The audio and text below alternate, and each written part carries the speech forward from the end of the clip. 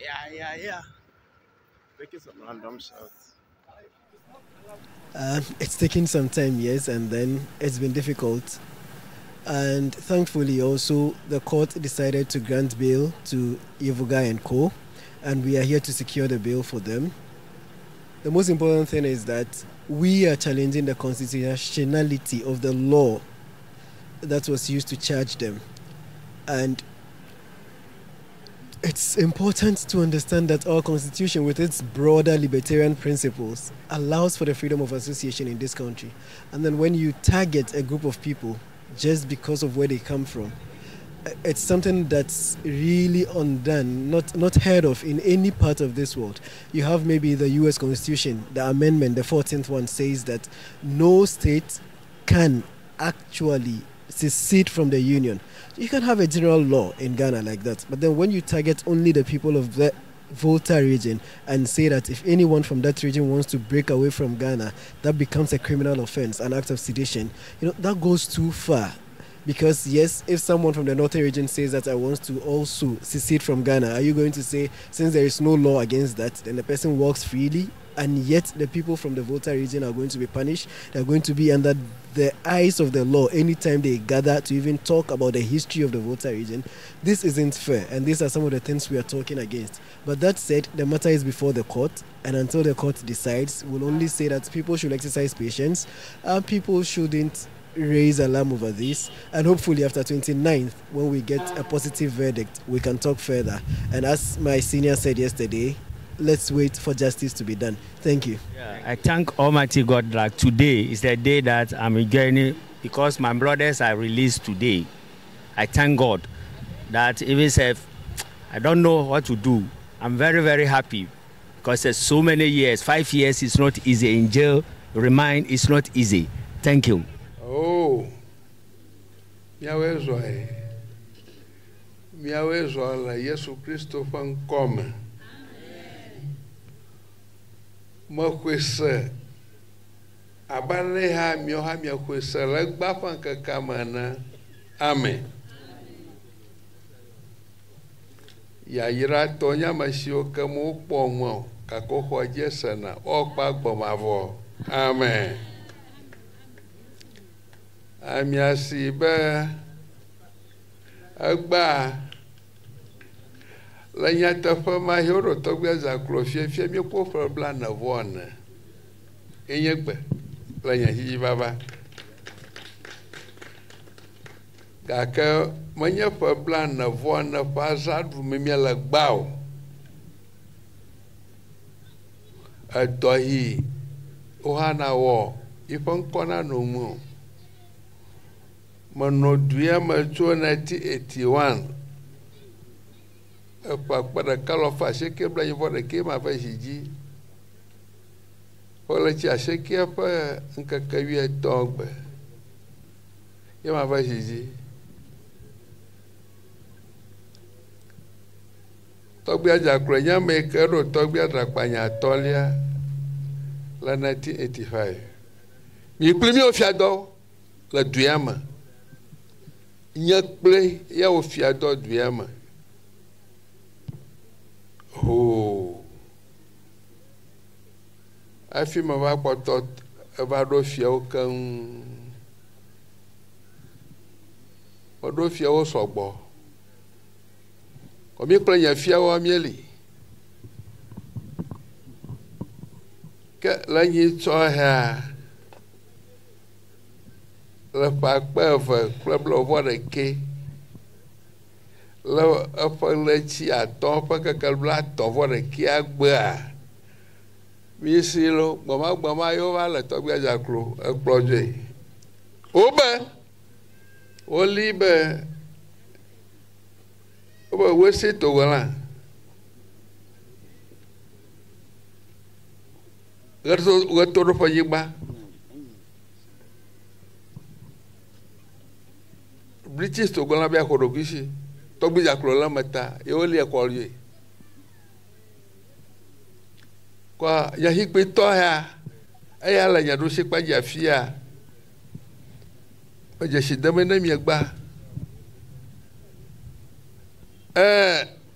Togbe Jakro Gassi, Ike Hakala Yarusipa Yafia, Wagajashi Damena Miegba. Ayo Kroma, Jonah Magua, Agassi and Wavie. Abrena Avia, Yagasia, Yagasi Via La Fille, Yamiapayi, Yado Jaka. Oh, Tomora Shadaji. A clock, a testron. O dia kakakaka o va caramunha le bia de recotessa aí hoje o macaco repito agora ya mavueto o maior coisa repito da África awo meta croio nunca então a glória e agora ya mavueto fima a boba o la dica carro Ola chiada, faka kawia dagba yo plomera kotu ela kanisha fima, gbama to jipito pa busama. Wana mabele gbama gba. Ola nyajaba, wana bele tobe akama jojoga gbama gba. Ayipito brebo ya yo mawarosa. Ayo va juba tobe jojoga gbama gba ko fito magama fa yo makwepo. Wana bele. Hika ko fito le. Kọjú ẹ̀fọ́ wọn àgbà ẹ̀mọ́ pẹ̀pọ̀ kàkà ẹ̀tọ́fẹ́ mà ẹ̀wọ̀n kú.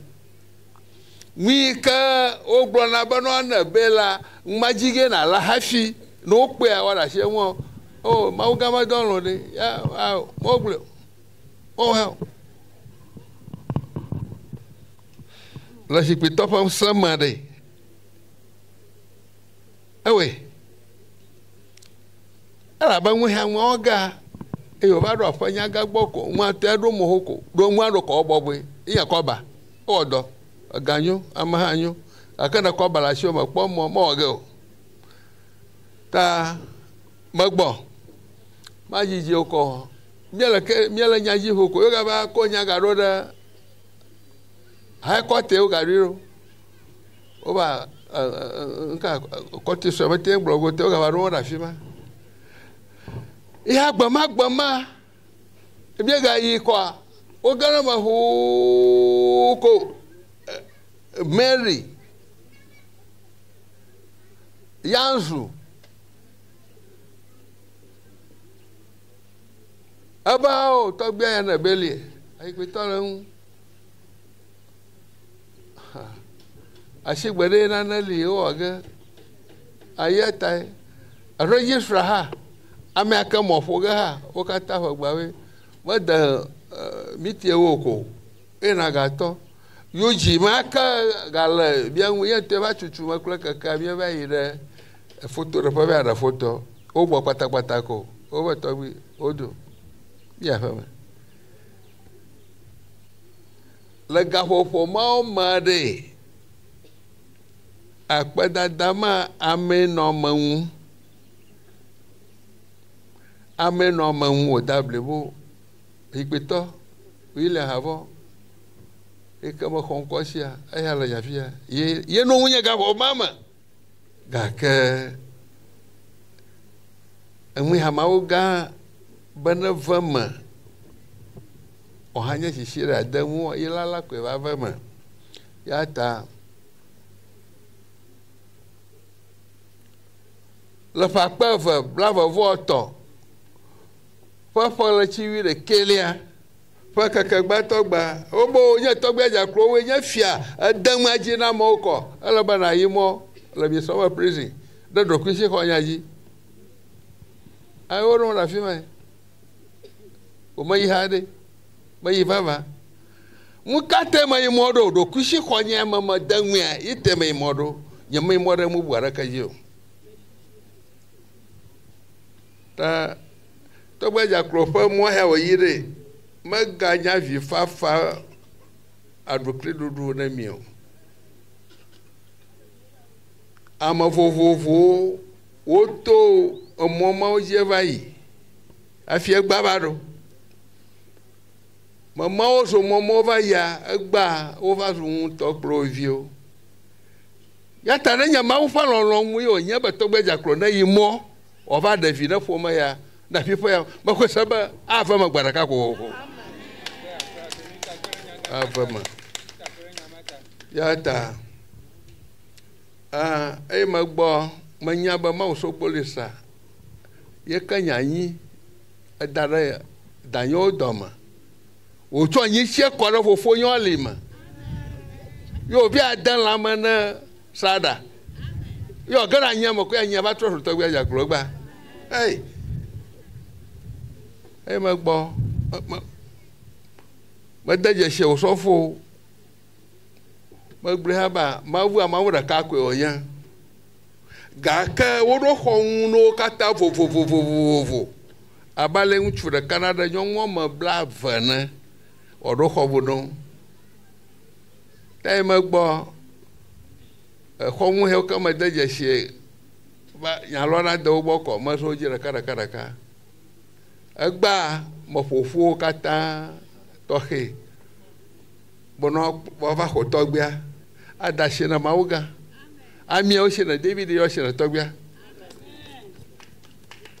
na kporada ami ma o se na David no se na togbia gbere togbia na kporada now o togbia zo to nyada fuda na Kristo towa togbia o to anyada fuda na amama ya Kristo to ha togbia o to ya te makporo ayo ba fia nya kpia ko magro no ha azo mi afifa wa magbo fia momo la shara yitoga mi afifo ha mi aron nku hoza ika trosu bolo Kristo to wonu dudun to fo na anyi glaza a tropa zai anyi glaza a tropa zai yemi no dudun nya to ye jo ti afima ma nyema ta asai ke wala ba mi ado ano dudun wa da fi na mi akpo profa mi akpo koba ma gbo to prison ya gbo fi ko ma so mo ko gbe mo mo la sha la ji to ka kro fi yun mi awero mi awo so lo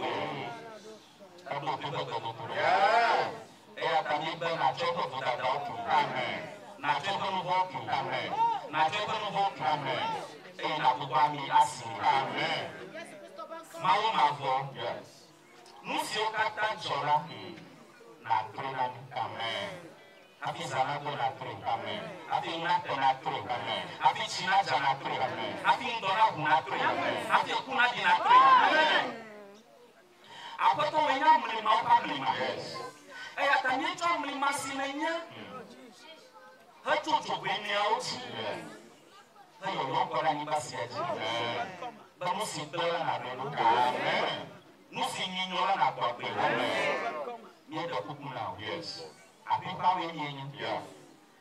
Emumi aka do botum bebe. Yes. Aboto na. Humo. Yes. Bemumi una batu. Amen. Aboto humo. Boma dalemi. Abama sio problema toka nyinani. Yes. Aboto humo. Yes. Bebe yo batu me viade. Asuko pro. Yes. Eyo humo na humo. Urekana chosi. Yes. Nanya watu mafia su poplo. Apa kona no for form la timbre.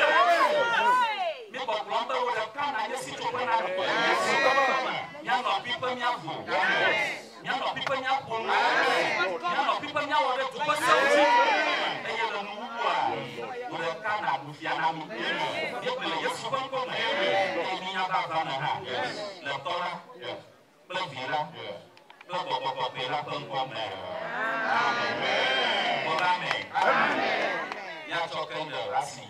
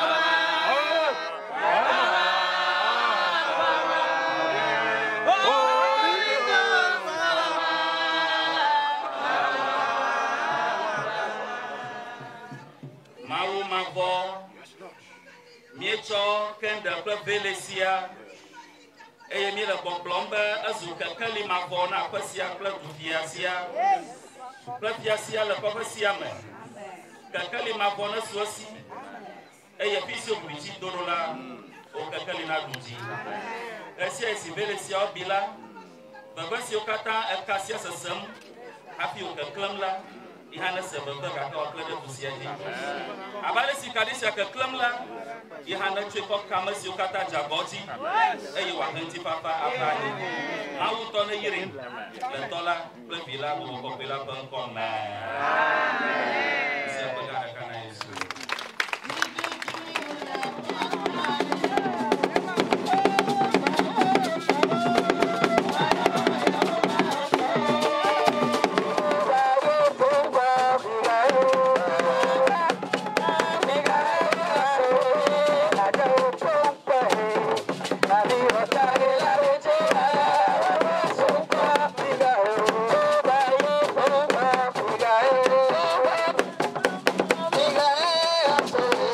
I know